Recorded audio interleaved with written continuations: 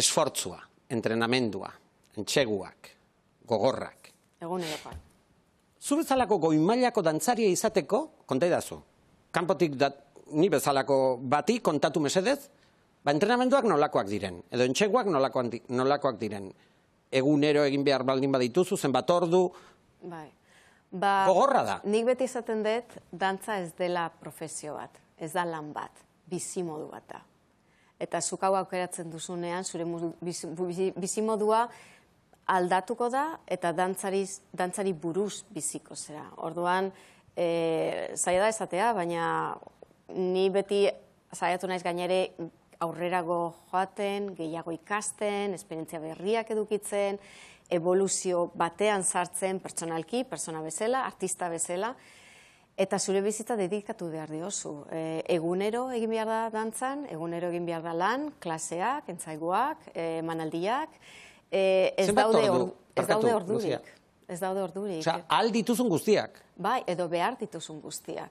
Bakoitza ezberdina da, eta zure gorputza da zure instrumentoa. Gorputza aipatzen duzu, Lucia. Barkatu. Sakrifizioak egin dituzu. Eta dantzari batek egin behar ditu. Zure kasuan esate baterako, Zumaian bizitakoa zara, hondartzara zinen joaten. Urte asko egon dira ez naizela hondartza. Zergatik? Ni 18 urtekin iritsi nintzen Marsellara, Roland Petitekin dantza egitera, lana egitera bertan, eta maiatzako egun batean, Marsellan egun giro zoragarria egiten zuen, eta hondartzara joan ginen lagunekin, eta astelehenean iritsi nintzen, baina ez negoen, nik kolora ez dut asko hartzen, pixka bat, zerbait neukan. Etorri zitzaidan, eta zantzidan, pareta bezalako txuria egon behar zera. Zure hondartzako egunak bukatu dira. Eta las egin noan. Zetekan, baitare, Illa Rubio neukan iritsi nintzenean. Eta zantzidan, Illa Rubioa eszenatokean ez du ondo egiten, ez du argi ona edukitzen, eta pixka bat ilundu behar dezu, eta ni ez zitzaidan erdikoa gustatzen, eta esan zan, Rubiotikan beltzara. Garo, pasioa da, eta dedikazio osoa. Eta zure bizitza, zure etxea 13 urtekin uzten duzunean, eta hori da dagoen zaiena, gogorrena, bestea ez da gogorra, ez da sakrifizioa, erabaki duzun bizitza jarraitzea. Eta mina? Mina, fisikoa, esan nahi dut. Zuk esate baterako.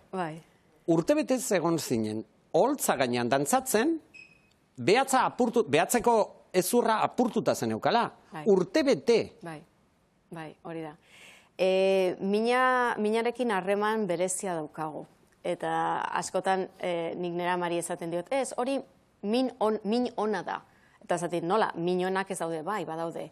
Lana egiten duzunean mina dauzkazu, baina lanari buruzko mina dira, ez da lezio bat. Da, lan askot zaudelako egiten, eta hemen gomina, baina hori ez da, gure burua entrenatuta dago, min horri ez garrantzia emateko. Pixka bat astu egiten duzu, eta holtzaren gainean zaudenan ez dezu ez da sentitzen. Eta egia esan, nik apurtu nuan ezurra, nire dantzabikoteak pixka bat gogor utzi zidan lurrean, eta puntak izan da ere, behatza apurtu egin zan barroan, baina ez zuten radiografia eginda ez zuten ikusi, pixka bat ez zuten... Lucia, baina mina sentituko zenun? Asko. Eta aguantatzen zenun? Bai. Nola? Askotan egiten duguna buruarekin egiten dugu. Eta horrelako lan bat daukasunean, zure buruak erabakitzen baldin badu nik hau egingo dut, egiten duzu. Izugarrizko gauza gogorrak egin ditu nire lanean. Lehengo orain dela urte bat, Gasteizen geuden dantza egiten, eta ni izugarrizko bronkitizan naukan.